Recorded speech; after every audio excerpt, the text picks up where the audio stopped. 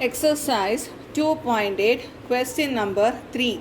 Solve x square minus 4 by x square minus 2x minus 15 is less than or equal to 0. So let me write the numerator as f of x. F of x is equal to x square minus 4. When we see this, we will be able to identify it is in the form of algebraic identity a square minus b square. So a square minus b square means I can write it as a plus b into a minus b. That is, I can write it as x plus 2 into x minus 2. In order to find out the intervals, I have to equate to 0. So f of x is equal to 0 means x plus 2 into x minus 2 is equal to 0. So we are having x is equal to x plus 2 is equal to 0. This plus 2 goes the other side. We have one of the answer x is equal to minus 2. X minus 2 is equal to 0 means we have one of the answer as x is equal to plus 2. Because minus 2 if you take to the other side we have plus 2. So we got two values for x when we simplified the numerator. Now let us take the denominator as g of x. So denominator is x square minus 2x minus 15. So this is a quadratic equation which we have to factorize. The product is minus 15 and the sum is minus 2. So we have to think which two numbers, if you multiply we get minus 15 and if you add you get minus 2. The two numbers are minus 5 and 3. Minus 5 into 3 you will get minus 15. Minus 5 plus 3 you get minus 2. So this can be written as g of x is equal to x minus 5 into x plus 3. If I write g of x is equal to 0, I will have x minus 5, x plus 3 equal to 0. So this gives two values for x. One of the value is x is equal to 5. Because minus 5 goes to the other side, we will have plus 5. X plus 3 equal to 0. This plus 3 goes the other side. You will have x is equal to minus 3. So now we are having 4 answers for x. So using these 4 answers in the number line, we get the intervals. So let us draw the number line minus infinitive to plus infinitive. And let us arrange all these 4 answers from small numbers to big number. Minus 2, plus 2, 5, minus 3. The smallest number is minus 3. The next is minus 2. The next is 2. And the biggest number is 5. So when we see the number line, we can see there are 5 intervals. And the intervals are minus infinitive to minus 3. Minus 3 to minus 2. Minus 2 to plus 2. 2 to 5 and the last interval is 5 to infinity. So we are having these 5 intervals. All these intervals we have to write it in a tabular column. The remaining part of the answer, let us answer it in the tabular column. Now this is our tabular column. First column intervals, second column f of x, where we have written what is f of x, x plus 2 into x minus x. Third column is our g of x, that is x minus 5 into x plus 3. And the last column is f of x divided by g of x, that is x plus 2 into x minus 2 divided by x minus 5 by x plus 3. Now let us fill up the intervals. Okay. Now the first interval we can see minus infinitive comma minus 3. So between minus infinitive and minus 3 I have to select a number. So let me select x is equal to minus 4 because you know minus 4 lies between minus infinitive and minus 3. Now we have to find out what is the sign of f of x. So in x plus 2 where x is there I have to write minus 4. So you will have the first bracket minus 4 plus 2. The second bracket minus 4 minus 2. Minus 4 plus 2 means our answer will be negative sign because of the greater number. Minus 4 minus 2. Both negative numbers, if you simplify, you have a negative sign. So minus into minus, the final answer will be positive. So I have to fill up here plus sign. Now let us see g of x. So g of x, again in x place I have to write minus 4. So minus 4 minus 5, here minus 4 plus 3. Minus 4 minus 5 both are negative numbers, so you will have minus sign. Minus 4 plus 3 you will have minus sign because the greater number is having negative sign. So minus into minus we will have here plus.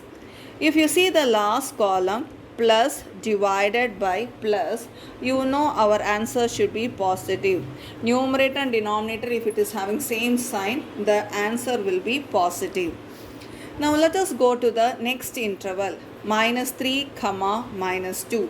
So let me select a number between minus 3 and minus 2. So let me select minus 2.5.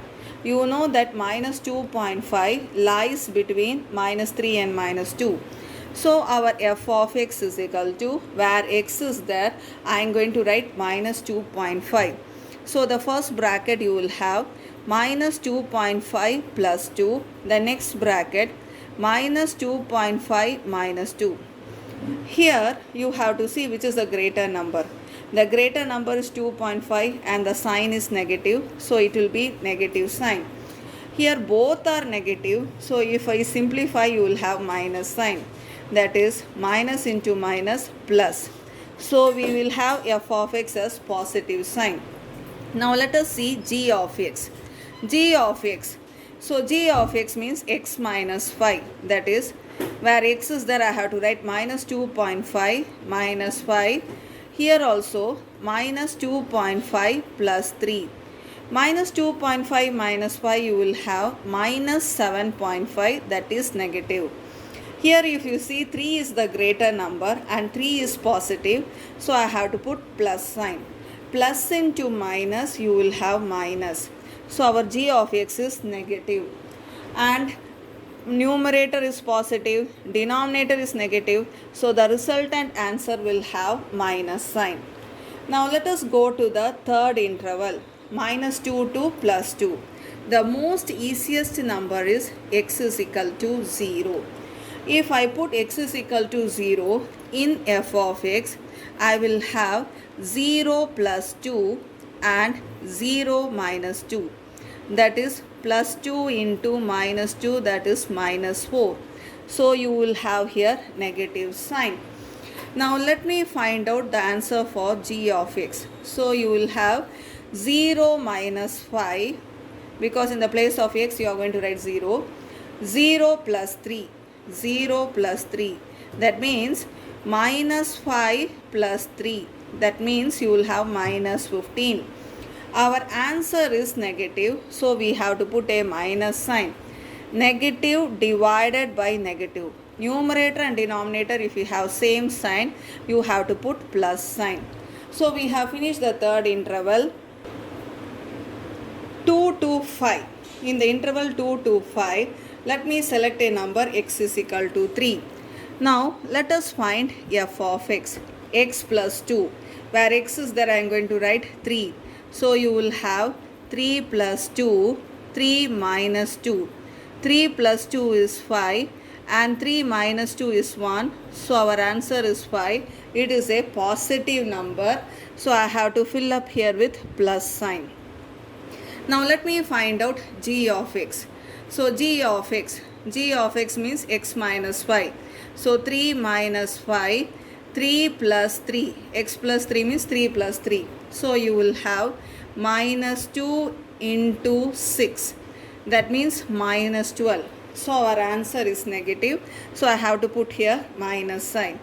Positive in the numerator, negative sign in the denominator. So you will have your resultant answer negative. Because you know opposite signs are there, we have to fill up with minus sign.